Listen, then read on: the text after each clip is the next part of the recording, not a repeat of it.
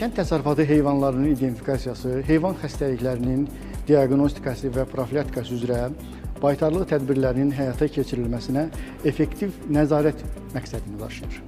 Azərbaycan Respublikasının qanunvericiliyi ilə tənzimlənir, qanuni tələbdir, məcburidir və ölkə üzrə baytarlıq nəzarətinin əsasını təşkil edir. Heyvanların identifikasiyası və qeydiyyatı əsasnaməsi Azərbaycan Respublikasının Prezidenti tərəfindən təsdiq edilmiş, avtomatlaşdırılmış qida təhlükəsizliyi informasiya sistemi üzərindən həyata keçirilir.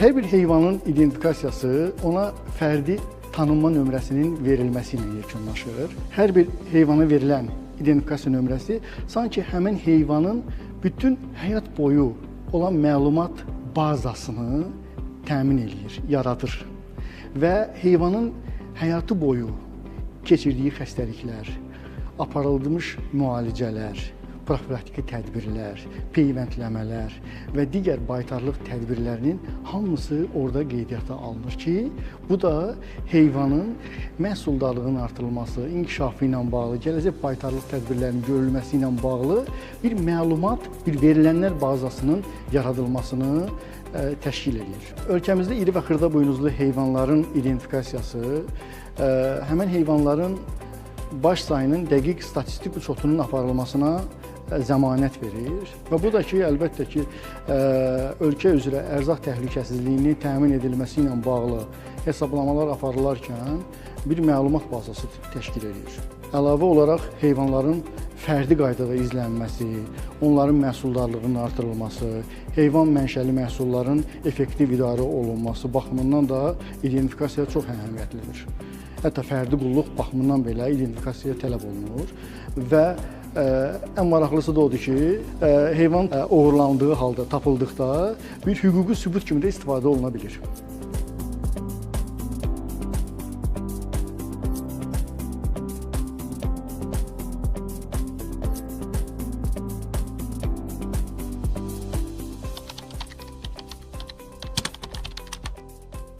Heyvanların hərəkəti onların identifikasiyasından izlənilir. Bu zaman əgər bir heyvan xəstələnibsə və xəstəliyə yoluxubsa, o hərəkət etdikcə digər təsərrüfatlardakı heyvanları da yoluxdura bilər və bu zaman yoluxma zənciri boyunca biz onun təmasda olduğu digər heyvanları tapıb, həmin təsərrüfatla profilaktik işlər görə bilərik. Xəstəlikləri aşkarladıqda orada zəruri baytarlıq tədbirlər görülür. Eyni zamanda həmin xəstəlik lokallaşdırılır, yayılmasının qarşısı alınır və epizodik vəziyyət nəzarətə götürülür. Eyni zamanda ölkədə epizodik vəziyyətə nəzarət baxımından həyata keçirilən kompleks tədbirlərdə də identifikasiyasız hər hansı bir addım atmaq mümkün deyildir.